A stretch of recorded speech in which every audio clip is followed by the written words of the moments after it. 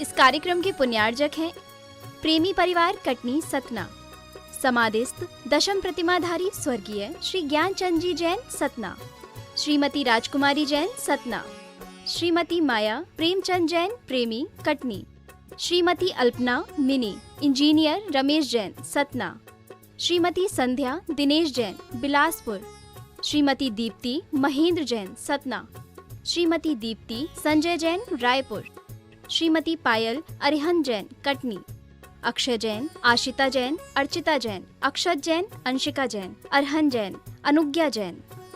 प्रेमी परिवार कटनी सतना।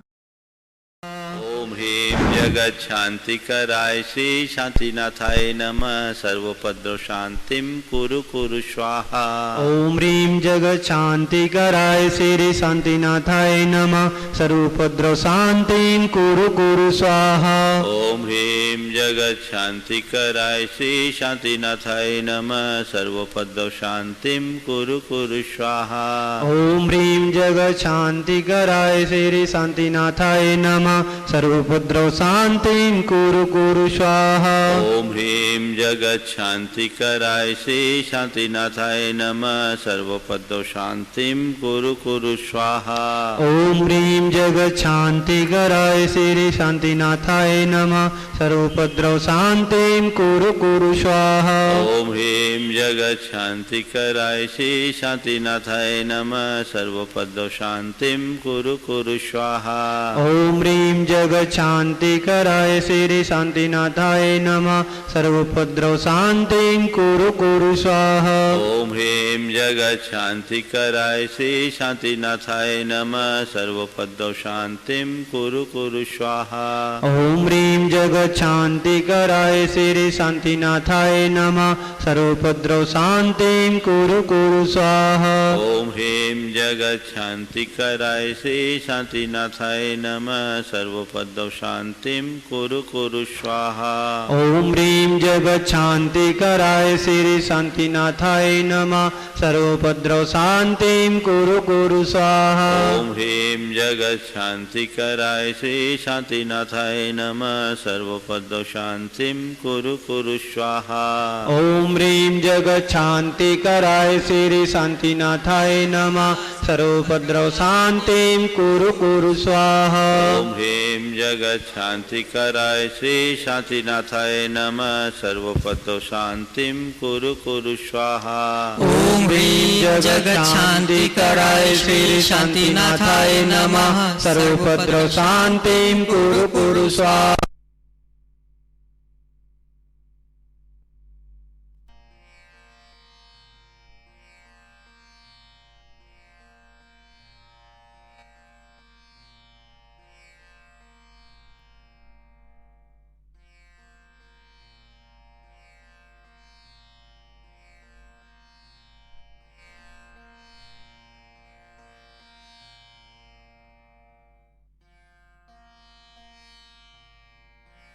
सर्वोपद्रव शांतिं कुरु कुरु स्वाहा। ओम ह्रीं जगत शांतिकराय श्री शांतिनाथाय नमः। सर्वोपद्रव शांतिं कुरु कुरु स्वाहा। ओम ह्रीं जगत शांतिकराय श्री शांतिनाथाय नमः। सर्वोपद्रव शांतिं कुरु कुरु स्वाहा। ओम ह्रीं जगत शांतिकराय श्री शांतिनाथाय नमः। सर्वोपद्रव शांतिं कुरु कुरु स्वाहा। ओम ह्रीं जगत शांतिकराय श्री शांतिनाथाय नमः। सर्वोपद्रव शांतिं कुरु कुरु स्वाहा। ओम ह्रीं जगत शांतिकराय श्री शांतिनाथाय नमः। सर्वोपद्रव शांतिं कुरु कुरु स्वाहा।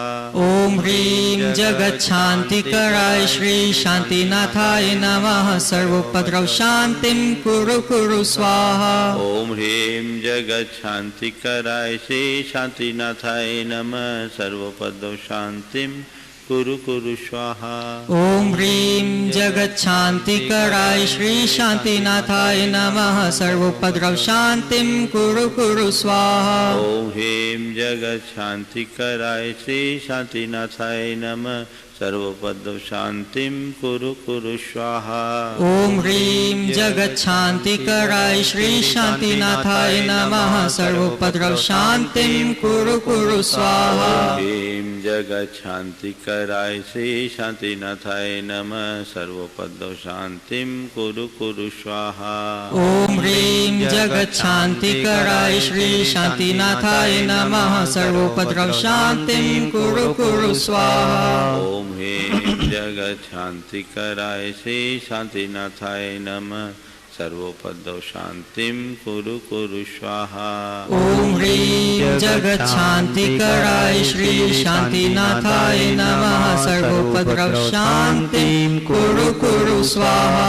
ओम ह्रीं जगच्छान्तिकराय श्री शांतिनाथाय नमः सर्वपद शांतिं कुरु कुरु स्वाहा। ओम ह्रीं जगच्छान्तिकराय श्री शांतिनाथाय नमः सर्वोपद्रव शांतिं कुरु कुरु स्वाहा। ह्रीं जगच्छान्तिकराय श्री शांतिनाथाय नमः सर्वपद शांतिं कुरु कुरु स्वाहा। ओम ह्रीं जगच्छान्तिकराय श्री शांतिनाथाय नमः सर्वोपद्रव शांतिं कुरु कुरु स्वाहा। ओम ह्रीं जगच्छान्तिकराय श्री शांतिनाथाय नमः सर्वपद शांतिं कुरु कुरु स्वाहा। ओम ह्रीं जगच्छान्तिकराय श्री शांतिनाथाय नमः सर्वोपद्रव शांतिं कुरु कुरु स्वाहा। ओम ह्रीं जगच्छान्तिकराय श्री शांतिनाथाय नमः सर्वपद शांतिं कुरु कुरु स्वाहा। ओम ह्रीं जगच्छान्तिकराय श्री शांतिनाथाय नमः सर्वोपद्रव शांतिं कुरु कुरु स्वाहा। ह्रीं जगच्छान्तिकराय श्री शांतिनाथाय नमः सर्वपद शांतिं कुरु कुरु स्वाहा। ओम ह्रीं जगच्छान्तिकराय श्री शांतिनाथाय नमः सर्वोपद्रव शांतिं कुरु कुरु स्वाहा। ओम ह्रीं जगच्छान्तिकराय श्री शांतिनाथाय नमः सर्वपद शांतिं कुरु कुरु स्वाहा। ओम ह्रीं जगच्छान्तिकराय श्री शांतिनाथाय नमः सर्वोपद्रव शांतिं कुरु कुरु स्वाहा। ओम ह्रीं जगच्छान्तिकराय श्री शांतिनाथाय नमः सर्वपद शांतिं कुरु कुरु स्वाहा। ओम ह्रीं जगच्छान्तिकराय श्री शांतिनाथाय नमः सर्वोपद्रव शांतिं कुरु कुरु स्वाहा। ओम ह्रीं जगच्छान्तिकराय श्री शांतिनाथाय नमः सर्वपद शांतिं कुरु कुरु स्वाहा। ओम ह्रीं जगच्छान्तिकराय श्री शांतिनाथाय नमः सर्वोपद्रव शांतिं कुरु कुरु स्वाहा। ह्रीं जगच्छान्तिकराय श्री शांतिनाथाय नमः सर्वपद शांतिं कुरु कुरु स्वाहा। ओम ह्रीं जगच्छान्तिकराय श्री शांतिनाथाय नमः सर्वोपद्रव शांतिं कुरु कुरु स्वाहा। ओम सम्यक् दर्शनाय नमः। ओम सम्यक् दर्शनाय नमः। ओम सम्यक् ज्ञानाय नमः। ओम सम्यक् ज्ञानाय नमः। सम्यक् चारित्राय नमः। ओम सम्यक् चारित्राय शांतिनाथ भगवान की जय। बंधुओं, बिना किसी पूर्व भूमिका के मैं पूज्य गुरुदेव से निवेदन करता हूं कि वे हाइकू प्रवचन श्रृंखला में हम लोगों को अपना वक्तव्य देकर कृतार्थ करें। नमोस्तु गुरुदेव, नमोस्तु गुरुदेव, नमोस्तु गुरुदेव। चलिए हाथ जोड़े और मेरे साथ महामंत्र के स्मरण के लिए अपना मानस तैयार करें।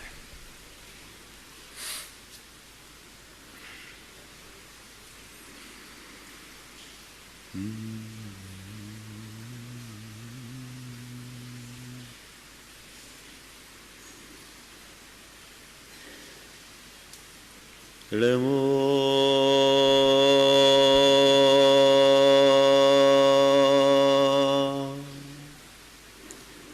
अरिहन्ताणम्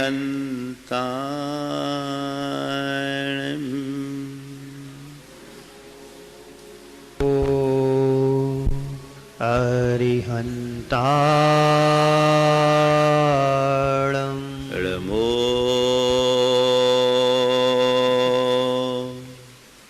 सिद्धाणम् नमो सिद्धाणम् नमो आयर्याणम् नमो आयर्याणम् नमो उवज्झाय नमो नमो वज्रायाणम् नमो लोये सवशाहुनम् नमो लोये सवशाहुणम् एषो पञ्चनमुयारो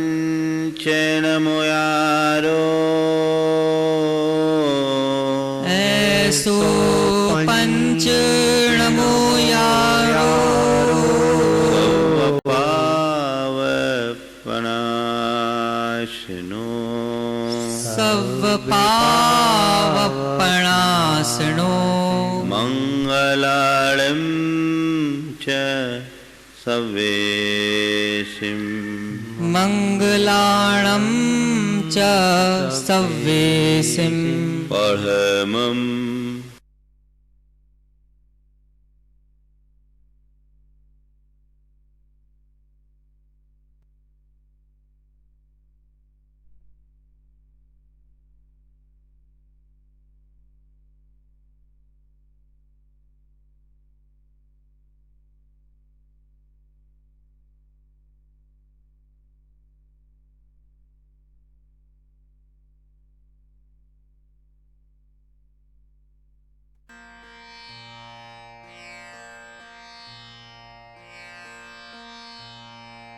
जय जय जय। जीवन में अनेक प्रकार की घटनाएं घटित होते रहती है। जीवन में घटित घटनाओं और प्रसंगों में ज्यादातर हम भूल जाते हैं, लेकिन कुछ प्रसंग ऐसे होते हैं ओम जिसकी हमारे चित्त पर अमिट छाप पड़ जाती है और वो एक लंबे समय तक हमारी स्मृति में बनी रहती है। चीजों का घटना हमारे हाथ में नहीं है और उनकी छाप हमारे चित्त पर पड़ना भी बुरा नहीं है, लेकिन बुरा तब होता है जब हम उनसे प्रभावित होकर उद्वेलित होते हैं। जीवन में खट्टे मीठे अनुभव होते हैं, अच्छी बुरी घटनाएं होती है और उनकी स्मृतियां हमारे अंतस में पड़ी रहती है। जीवन की जितनी भी मधुर स्मृतियां हैं वो हमें आनंद देती है, आह्लाद देती है, लेकिन जो बुरी स्मृतियां हैं वो हमें बेहद परेशान करती है। बुरी स्मृतियां हमें बुरी तरह परेशान करती है और जब भी ऐसी स्मृतियां घटती है लोग बेचैन होते हैं। गुरुदेव ने इन्हीं बातों को रेखांकित करते हुए कहा है, कुछ स्मृतियां आग उगलती तो कुछ सुधासी। कुछ ऐसी स्मृतियां हैं जो मानस में उभरते ही चित्त को खौला देती है। और कुछ ऐसी स्मृतियां होती है जिनके प्रकट होते ही उबाल ठंडा पड़ जाता है। स्मृति हर मनुष्य के अंदर है, किसी के अंदर अधिक, किसी के अंदर हीन। हीनाधिकता हो सकती है, लेकिन स्मृति शून्य कोई मनुष्य नहीं होता। जो हम देखते हैं, जो हम सीखते हैं, जो हम सुनते हैं, उसकी छाप हमारे मानस पर अंकित होती है और वही स्मृति का विषय बनती है। लेकिन मुझे क्या स्मरण में यह महत्वपूर्ण नहीं है, मुझे कितना स्मरण है यह महत्वपूर्ण नहीं है, मेरी स्मृति में क्या क्या है ये बड़ा महत्वपूर्ण है। हमें देखना है कि मेरी स्मृति में क्या है। जिस व्यक्ति की जैसी रुचि होती है, जैसा चिंतन होता है, जैसी सोच होती है, उसकी स्मृतियां भी उसी अनुरूप होती है। हमारे स्मृति में बहुत सारी चीजें होती है, सब नहीं उभरती है निमित्त पाकर। जब जैसा निमित्त होता है वैसी स्मृतियों का उभार आता है, और निमित्त के साथ हमारी जैसी रुचि होती है उसका वैसा प्रभाव पड़ता है। 4 बातें आज आपसे करूंगा। स्मृति, अनुस्मृति,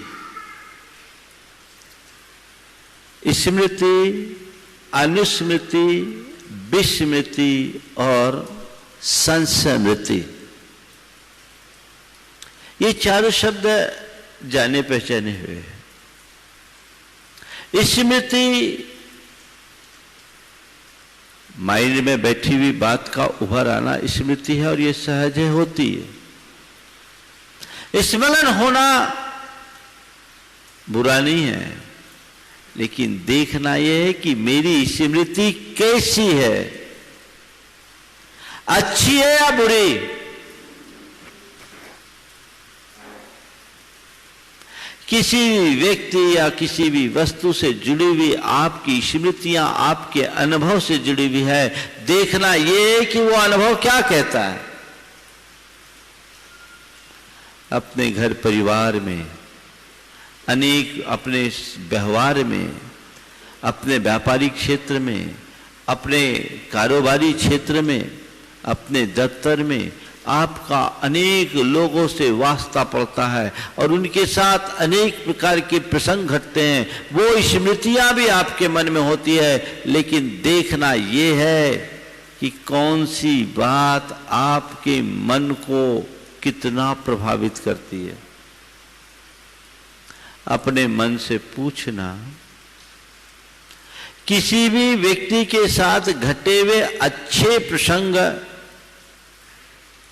तो संभवतः हमें बहुत कम याद होंगे, पर बुरे प्रसंग हर पल याद रहता है।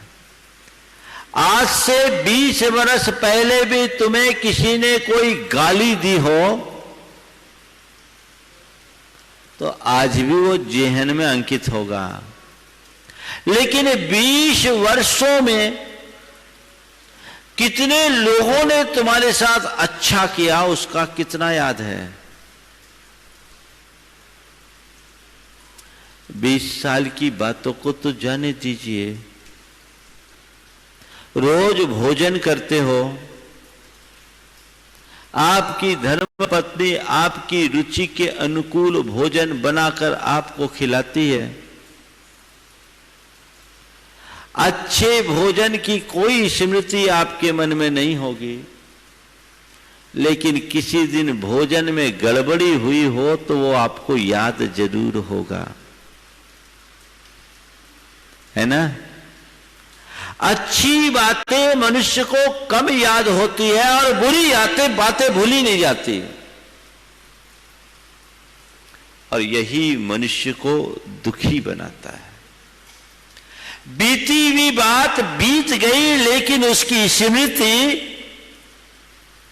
हमें भीतर से आंदोलित और उद्वेलित करती है। और कभी कभी सामने वाला उपस्थित हो जाए तो देख करके खून खौलता है। अपनी स्मृति की पड़ताल कीजिए। मेरी स्मृति की कोश में क्या है? अच्छी बातें हैं या बुरी बातें हैं? संत कहते हैं जीवन में हमेशा मीठी और मधुर स्मृतियां रखनी चाहिए, बुरी स्मृतियों को दूर करना चाहिए। महाराज, आप लोगों से सुनते तो हैं, लेकिन क्या करें, जिससे दूर रहना चाहिए वो ही हावी हो जाती है और जिसे याद करना चाहिए वो भूल जाते हैं। होता है। इसके पीछे की वजह हमें जानना है। हमारे यहां एक शब्द आता है, कषाय भाव। कषाय भाव घटनाओं को के घट जाने के बाद भी उसे पकड़े रखना, ये कषाय भाव है। 20 बरस पहले किसी से कोई झगड़ा हुआ, विवाद हुआ, उस झगड़े को हृदय में आज भी अंकित रखना, ये एक प्रकार का कषाय है। और जिस व्यक्ति का जितना कषाय भाव जितना प्रबल होता है, वो ऐसी बातों को उतनी ही गहराई से पकड़े रहते हैं, छोड़ नहीं पाते, बल्कि उनसे जकड़ जाते हैं। 20 साल तो मैंने बहुत थोड़ा कहा, ये स्मृतियां अनंत जन्मों तक बनी रह सकती है। ये व्यक्ति के चेतन स्तर पर निर्भर करता है। आप अपने मन को पलट कर देखिए, बहुतों से आपके मधुर संबंध हैं, बहुतों से आपके बुरे संबंध अतीत में रहे होंगे, आज वो कहीं आप कहीं, लेकिन उसकी स्मृतियां आज भी आपको उद्वेलित करती है। करती है कि नहीं करती? हाँ, ये क्या है? कुछ स्मृतियां आग उगलती तो कुछ सुधासी। अंदर आग लगाओगे तो झुलसेगा कौन? बोलो, हम ही ना? तो ऐसे झुलसते हो कि नहीं? मैं एक स्थान पर था, एक सज्जन वहां के प्रमुख थे, उससे बातचीत कर रहे थे। इसी मध्य एक आदमी आया अपने परिवार के साथ, बाहर से आया था, दर्शन किया। मैंने देखा कि उसको देखते उस आदमी का चेहरा तमतमा गया। मैं देखता रह गया। वो तो मैं बैठा था, इसलिए थोड़ा मामला नियंत्रण में था, लेकिन चेहरा तमतमा गया देखकर एकदम। वो आदमी तो दर्शन करके बाहर चला गया। मैंने पूछा, क्या बात है भाई, तुम इतने असामान्य क्यों हो गए? बोले, महाराज मेरे अंदर तो आग लग गई। मेरे अंदर आग लग गई। बोले, क्या बात है भाई, बिना दिया सलाई के आग कैसे लग गई? ये आग कैसे लग गई? उस व्यक्ति को देखते ही तुम्हारी ये प्रतिक्रिया आखिर क्यों हुई? उसने कहा, इस आदमी ने हमारे साथ बेईमानी की। इस आदमी ने हमारे साथ बेईमानी की। हमारा और इसका एक बिजनेस का डील था। इसने हमारे साथ विश्वासघात किया, हमारे साथ धोखाधड़ी की। हमने कहा, कब से? हम तो इस आदमी को जानते नहीं, कहाँ रहता है? उसने बताया, महाराज यहाँ रहता है। बोले, ये घटना कब की है? उसने बताया महाराज जी ये 20 साल पुरानी घटना है। मैंने 20 साल पुरानी घटना की छाप तुम्हारे मन में आज भी इतनी? बोले हाँ महाराज, 20 साल बाद पहली बार देखा भी इसको मैंने। 20 साल पहले घटना घटी और 20 साल बाद वो आदमी उपस्थित हो रहा है, अंदर आग लग रही है। उसने मेरे साथ धोखा किया।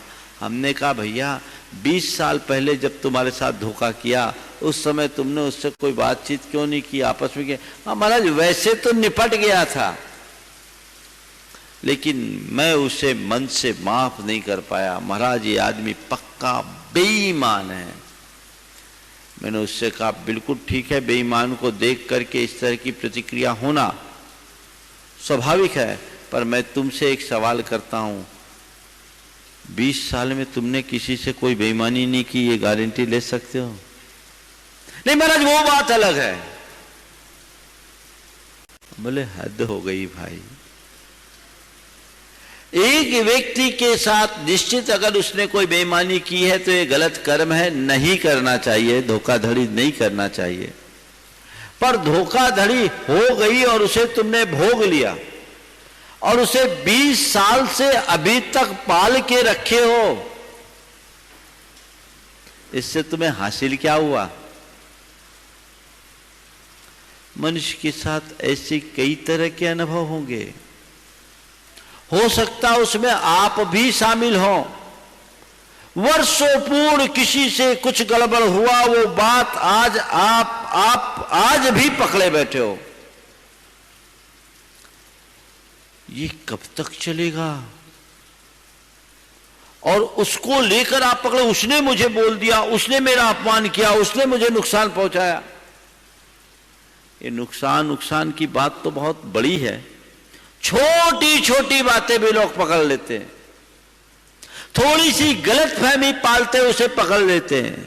उसने मुझसे अपशब्द किया, वो कहा उसने मेरा अपमान किया, उसने मुझे नीचा दिखाने की कोशिश की, उसने मुझे नुकसान पहुंचाया, पकड़ लिया। संत कहते हैं उसने तो एक क्षण को नुकसान पहुंचाया, पर इस कषाय की अग्नि में तुमने तो अपना सर्वस्व स्वाहा कर लिया। आग उगलने वाली स्मृतियां अपने मन में क्यों रखो? इस स्मृति को भुलाओ। इस स्मृति से विस्मृति भूलो। कैसे? बस क्षमा करने की वृत्ति आ जाए, सब भूल जाओगे। इग्नोर करने की प्रवृत्ति आ जाए, सब भूल जाओगे। लेट अस गो। जीवन में बहुत सारी ऐसी बातें होती है जो अपने अनुकूल नहीं होती, लेकिन आप उसे नजरअंदाज करते हैं। चलो क्या फायदा, छोड़ो, अनुकूल नहीं है तो भी ठीक है, इग्नोर करो, कॉम्प्रोमाइज करो, आगे बढ़ो। उसका आपके मन में कोई प्रभाव नहीं पड़ता, आप भूल जाते, चलो ठीक है। लेकिन जिन बातों को आप पकड़ बैठते हैं वो भूलना बहुत मुश्किल होता है। संत कहते हैं ऐसी बातों को नजरअंदाज करने का अभ्यास बनाइए जो आपके चित्त को उद्वेलित करते हैं। किसी ने आपसे कोई कटु शब्द कहा और आपने सुनकर अनसुना कर दिया, कोई प्रभाव होगा? नहीं होगा।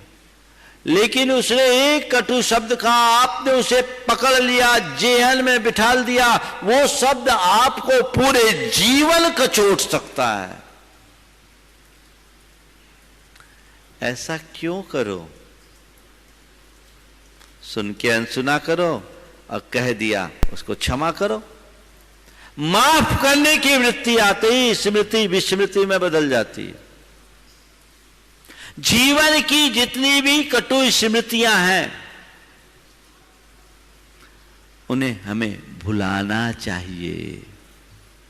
अभी बताऊंगा कैसे भुलाना है, पर अपनी स्मृति को टटोलोगे तो तुम्हारी मेमोरी में 10 बातें होगी, 9 उल्टी होगी, 1 आध सीधी होगी। अच्छी बातें मनुष्य भूल जाता है और बुरी बातों को पकड़ करके बैठता है। बुरी यादें ऐसी सताती है कि फिर उसके बिना वो रह ही नहीं सकता। और ये बुरी स्मृतियां खासकर अपने प्रियजनों और परिजनों के साथ ज्यादा होती है। उसके पीछे की भी एक वजह होती है कि हम किसी से जुड़ते हैं तो कुछ जरूरत से ज्यादा जुड़ जाते हैं। ऐसे व्यक्तियों से ज्यादा आशा और अपेक्षाएं करना शुरू कर देते हैं और फिर हमारी ये अपेक्षा और ऐसी आशा बन जाती है कि सामने वाला सब मेरे मन के अनुरूप करे। मन के अनुरूप करते तक तो ठीक रहता है, जैसे ही मन के अनुरूप नहीं होता मन टूटने लगता है और फिर हमारे मन में गांठ बन जाती है। ऐसे व्यक्ति से जितना प्रेम होता है उतना ही द्वेष बन जाता है और फिर वो लंबी संतति चलते रहती। संत कहते किसी के साथ अति मत करो। अति करोगे तो उसका परिणाम बुरा होगा ही होगा। कोई भी कार्य अति करो, कितनी भी अच्छी मिठाई हो, जरूरत से ज्यादा खाओगे तो वो तो तुम्हारे लिए नुकसानदेही होगा ना। अपने शरीर बनाने के लिए आप एक्सरसाइज करो, ओवर एक्सरसाइज कर लोगे तो क्या होगा। किसी भी क्षेत्र में जब आप अति करोगे तो उसका अंत बुरा होता है। लोगों का एक दूसरों से अत्यधिक जुड़ाव, उनसे अतिरिक्त अपेक्षाएं मन में इस तरह गांठें बना डालती है और लोग फिर एक दूसरे से ऐसे टूटते हैं कि चेहरा देखना भी पसंद नहीं करते। पहले जितना प्रेम अब उतना ही नफरत। इसे बदलिए, अपनी प्रवृत्ति को बदलिए। हम ऐसे लोगों से ज्यादा अपेक्षाएं न रखें और यदि कुछ मन के विरुद्ध हो भी जाए तो स्वीकार करो। ये सोचो जब मेरा ही मन मेरे अनुरूप नहीं चलता तो सामने वाला मेरे मन के अनुरूप कैसे चलेगा। बोलो, हो सकता है क्या? जिसकी ऐसी सोच होती है वो कॉम्प्रोमाइज कर लेते हैं, उनको फिर कठिनाई नहीं होती। वो अपने जीवन की दिशा और दशा परिवर्तित कर लेते हैं। अपनी बुरी स्मृतियों को टटोलने की जरूरत है। अगर तुम्हारे मन में आग उगलने वाली स्मृतियां शेष है तो समझना अभी तुम धर्म के क्षेत्र से बहुत दूर हो। कमठ के अंदर ऐसी आग उगलने वाली स्मृति थी, 10 भाव तक उसका पीछा न छोड़ी, बैर की गांठ बन गई।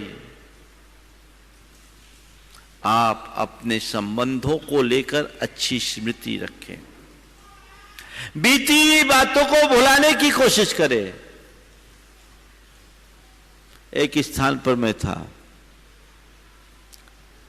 2 व्यक्ति थे, दोनों एक दूसरे के रिश्तेदार थे, लेकिन दोनों में बड़ी अनबन थी। अनबन थी। लोगों ने बोला, महाराज जी अगर इनको आप एक कर दो तो समाज के लिए बड़ा उपकार हो जाएगा। एक से ऐसी मैंने एक दिन चर्चा में पूछा, उसका नाम भर लिया। बोला महाराज उसकी बात मत करो, उसकी बात मत करो, आग लग रही है। सर्दी का समय था। मैंने कहा भैया बता दे, मुझे बहुत ठंड लग रही है, मैं ताप लूं। ताप लो, आग लगी ताप ले, बिना ईंधन की आग से अच्छा क्या है। निर्वध प्राशुक, ऐसे आग तो हम ताप नहीं सकते, ये आग ताप ले। नहीं नहीं महाराज जी। हम बोले बात क्या है? बोला महाराज जी उसने मुझे गाली दी। बोले कब दी? बोले 20 साल पहले। 20 साल पहले गाली दी थी? क्या गाली दी थी? बोले महाराज आपके सामने कह नहीं सकते। 20 साल पहले दी। बोले ठीक। थोड़ी देर बाद इधर उधर की चर्चा हुई। हमने कहा 2 साल पुराना कैलेंडर तुम्हारे यहां मिलेगा? 2 साल पुराना कैलेंडर मिलेगा? बोले महाराज कैलेंडर कहां, उसको तो हम हर साल उतार देते हैं, कैलेंडर को हर महीने फाड़ देते हैं, हर साल उतार देते हैं। मैंने कहा भैया अपने घर की दीवार पर 2 साल पुराना कैलेंडर टांगने को तैयार नहीं तो अपने दिमाग की दीवार पर 20 साल पुरानी स्मृतियों के कैलेंडर को क्यों टांग रखे? उतार फेंको, उस स्मृति के कैलेंडर को उतारो। ऐसी बुरी स्मृतियों से अपने आप को बाहर निकालो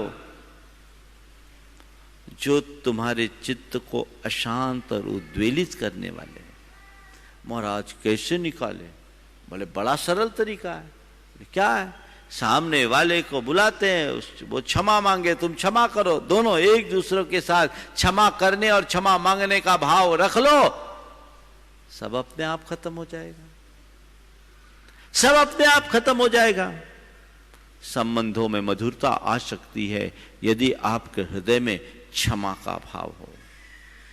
इसी प्रकार कुछ बुरी स्मृतियां लोगों को अपने व्यापार से जुड़ी होती।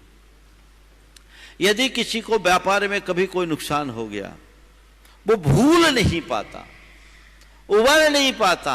एक गलती हुई, खुद की गलती है, खुद का गलत डिसीजन है, अरे मेरे साथ ऐसा हो गया, मैंने ये गलत कर लिया। इस स्मृति के परिणाम स्वरूप कई लोग तो डिप्रेशन के भी शिकार हो जाते हैं। भैया हो गया सो हो गया, अब उसको पकड़ करके क्यों बैठे हो? वो तो बीत गया, बीती बात को भुला दो,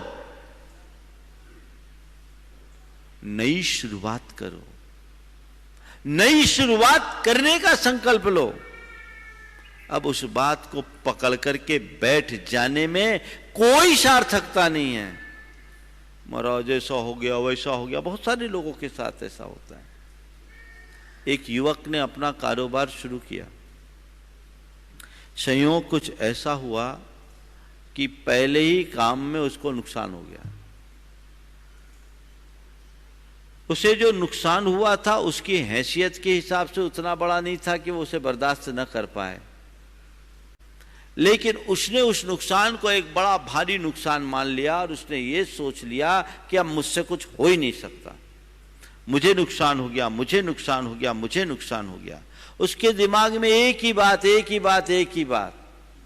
उसके पिताजी मेरे पास उसे लेकर आए, बोले महाराज आप समझाइए, ये एक नुकसान को पकड़ करके बैठा है, उसको पकड़ लेने के कारण जो आगे लाभ लेना चाहिए वो भी नहीं ले पा रहा है। महाराज दिन भर ये बैठा रहता है, मुझे नुकसान लग गया, मुझे नुकसान लग गया, मुझे नुकसान लग गया।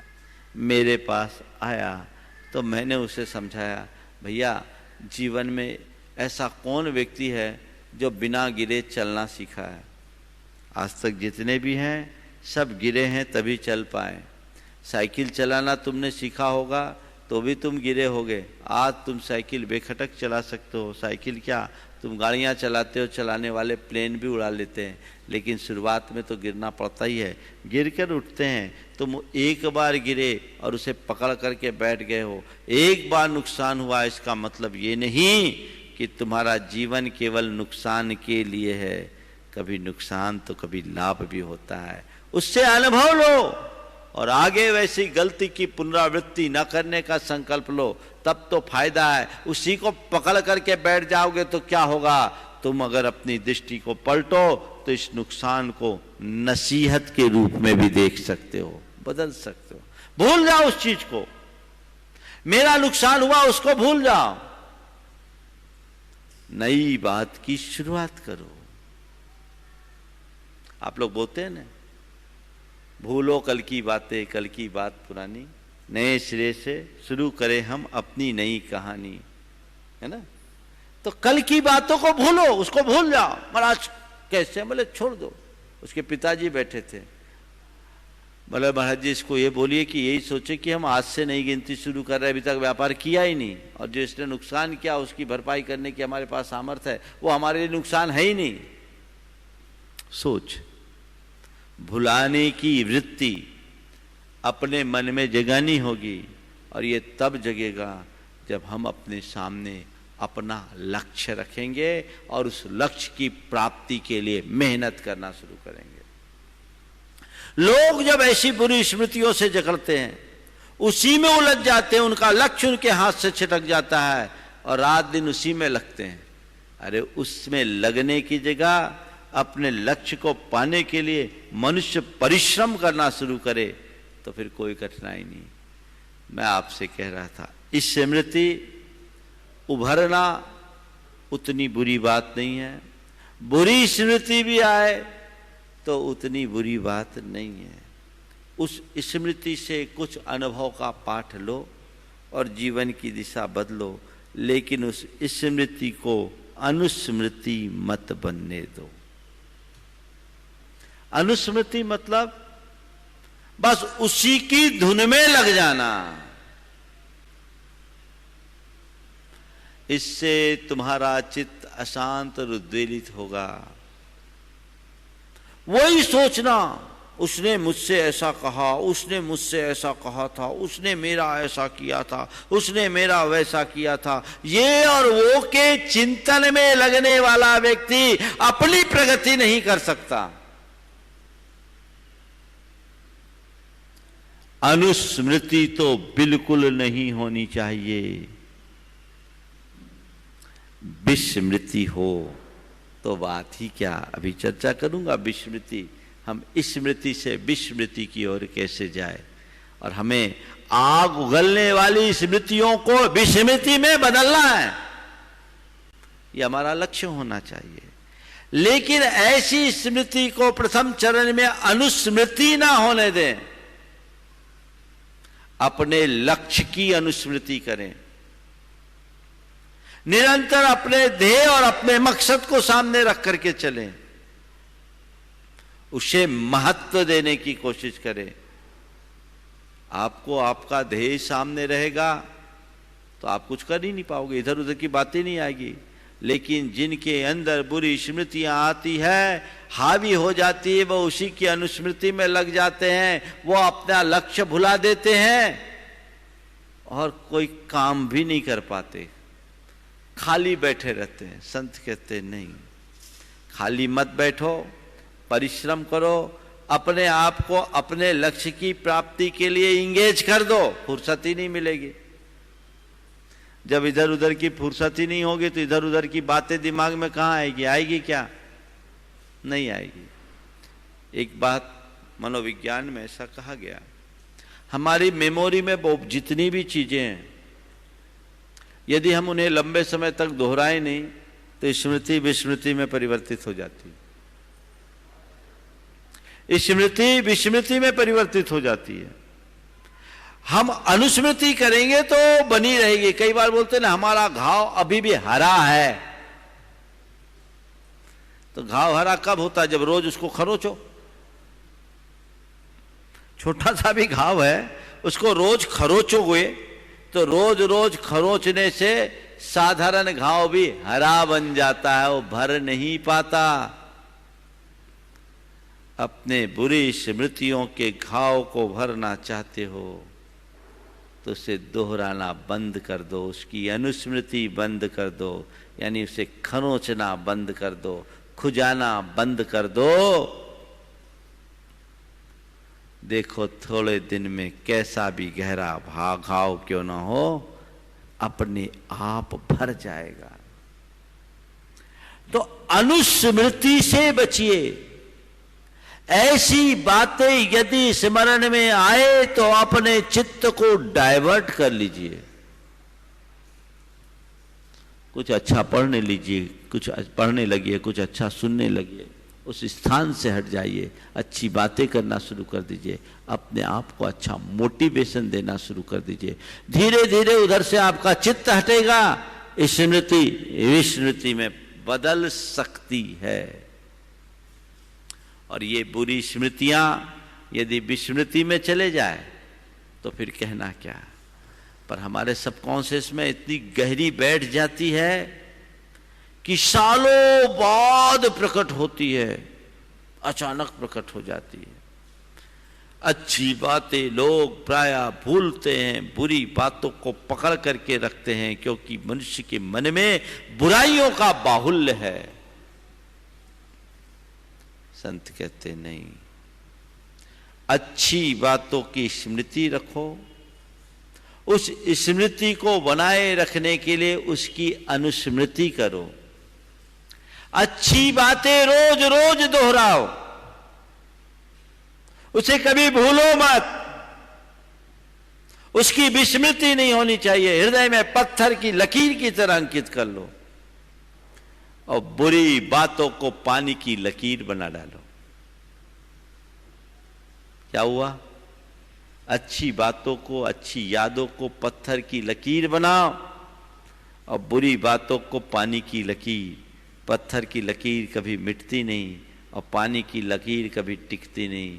लोग करते तो हैं, पर उल्टा, बुरी बातें पत्थर की लकीर, अच्छी बातें पानी की लकीर।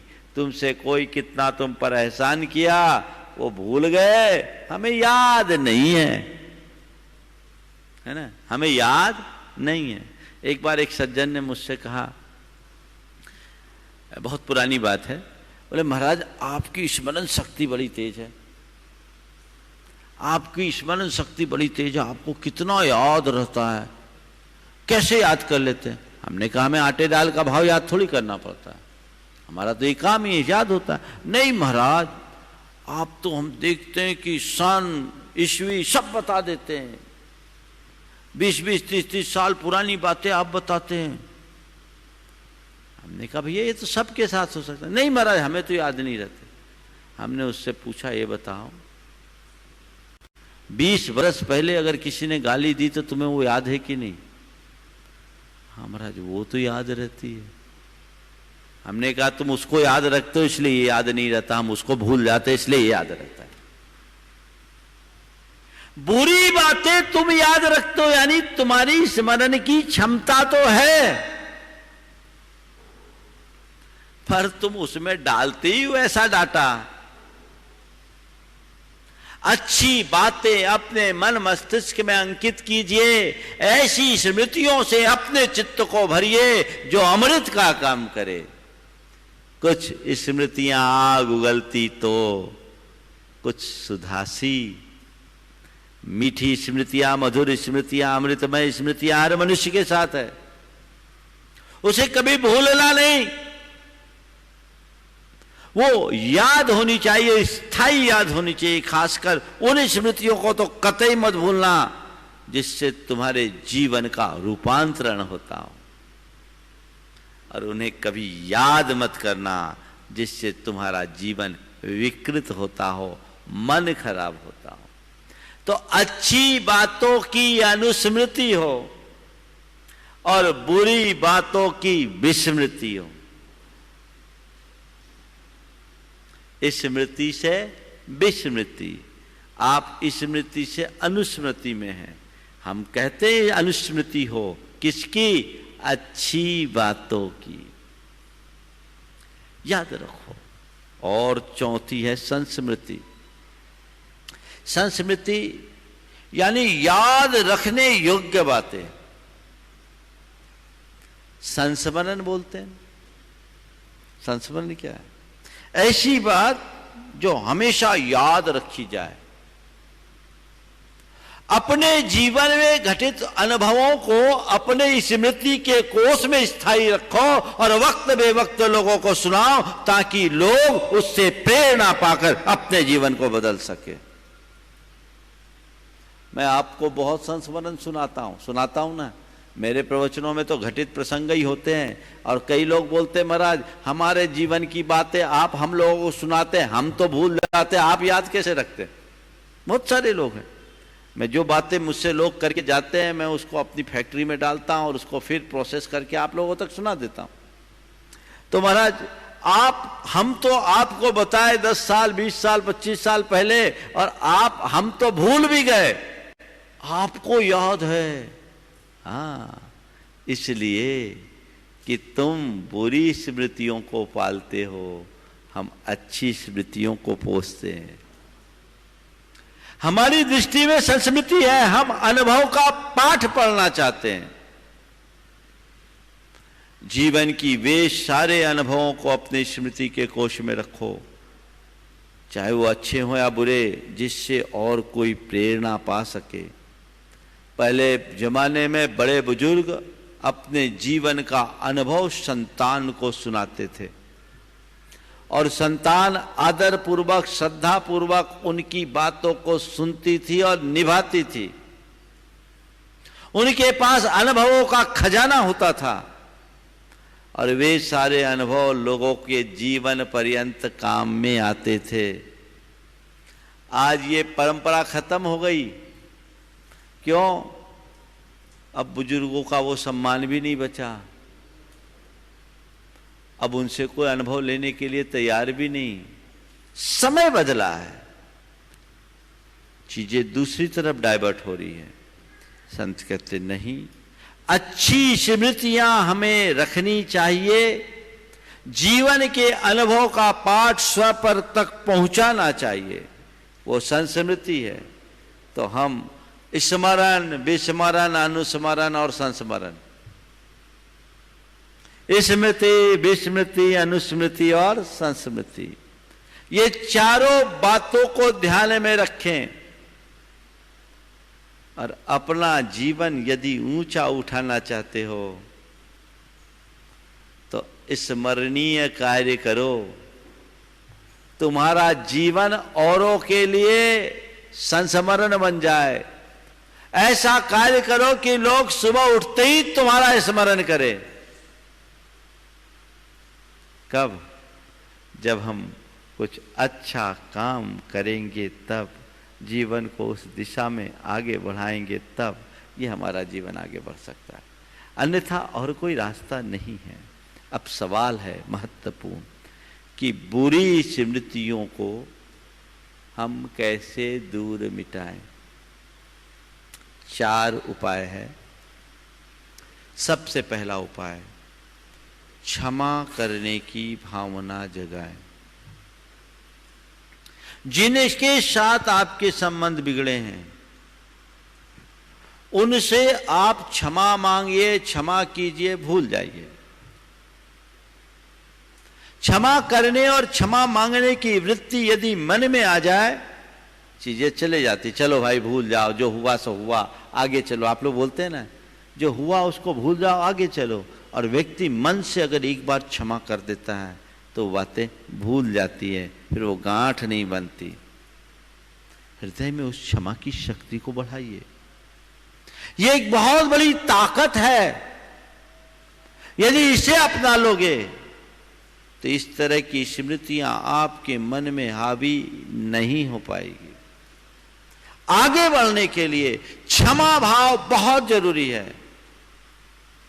दूसरी बात, नित्य प्रतिक्रमण करें। प्रतिक्रमण करने का मतलब है अपने किए हुए दोषों का शुद्धिकरण। और मन से प्रतिक्रमण करते हुए कहें कि मैं अपनी समस्त बुरी स्मृतियों का परित्याग करता हूं और सब जीवों से क्षमा मांगता हूं, सभी को हृदय से क्षमा करता हूं। ये प्रतिक्रमण आपका अंदर से होने लगे तो सब चीजें साफ हो जाएगी, सब चीजें साफ हो जाएगी। तीसरी बात, अपने लक्ष्य को अपने सामने उपस्थित रखिए।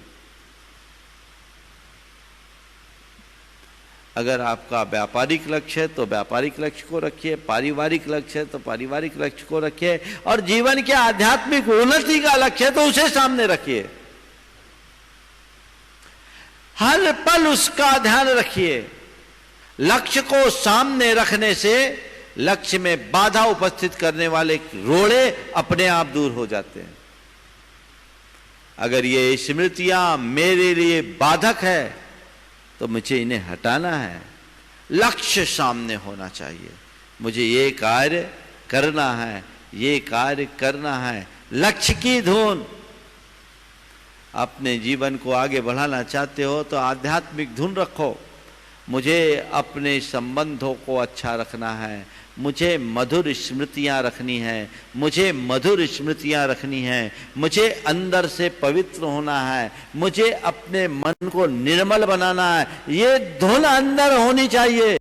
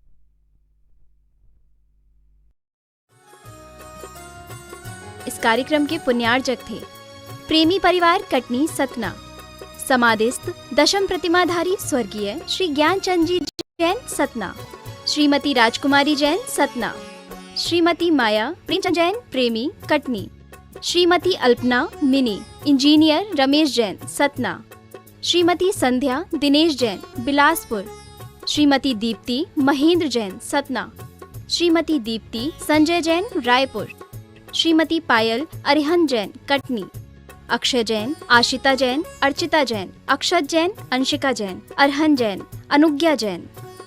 प्रेमी परिवार कटनी सतना।